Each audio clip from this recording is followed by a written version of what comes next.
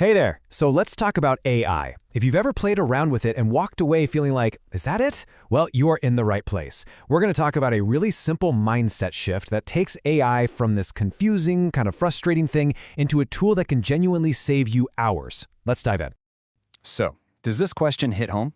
You hear all this massive hype about how AI is changing everything, but then you try it and the results are just meh. Honestly, you are not alone. It's probably the most common feeling for anyone just getting started. There's this huge gap between what we expect and what we actually get. And this right here, this is the perfect picture of that gap. We're sold these life-altering breakthroughs, right? But what we often find are these weird, discouraging errors. Or even when the AI just makes stuff up, they call them hallucinations. It's enough to make you just want to throw in the towel. But here's the secret.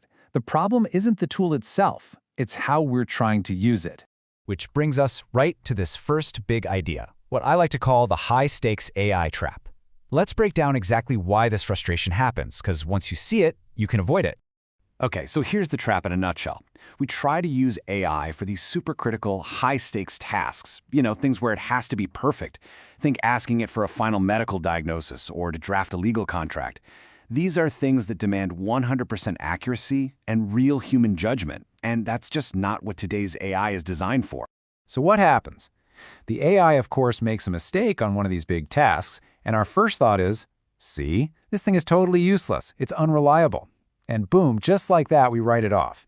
And in doing that, we completely miss where it's actually a powerhouse. But what if we just flipped the whole script? What if we changed our expectations completely? This is where a new mental model comes in. That is a total game changer. This is it. This is the key. Stop thinking of AI as some all-knowing genius. Instead, start thinking of it like a super eager, super fast junior assistant or an intern. It's not here to make the final call. It's here to provide digital labor, to do the grunt work, the first drafts, the repetitive little microtasks that drain all our time and energy. I mean, think about it this way, right? You would never ask a brand new intern to close $1 million deal on their own. Of course not. But you would absolutely ask them to summarize a long meeting, or do some initial research, or draft a basic email for you. That's the sweet spot for AI. Okay, cool. So what does that actually look like day to day? Let's get really practical and look at 4 types of high-return tasks you can give your new junior assistant literally right now. First, all that information overload. You can just hand it long articles, reports, or emails and say, give me the highlights. Second, you can use it to beat that dreaded blank page syndrome. Just ask it for a rough draft of anything. It's also great for automating simple organizational tasks, like sorting emails. And finally, it's an amazing brainstorming partner for planning anything from a vacation itinerary to your weekly meals. You see the pattern here?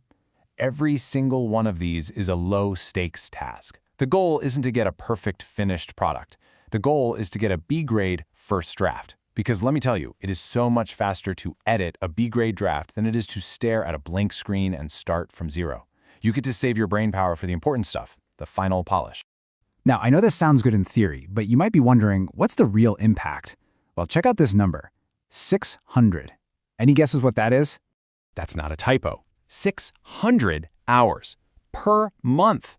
That was the time saved by just one administrator who started using AI to automatically sort help desk emails and write the first draft of standard replies. Think about that.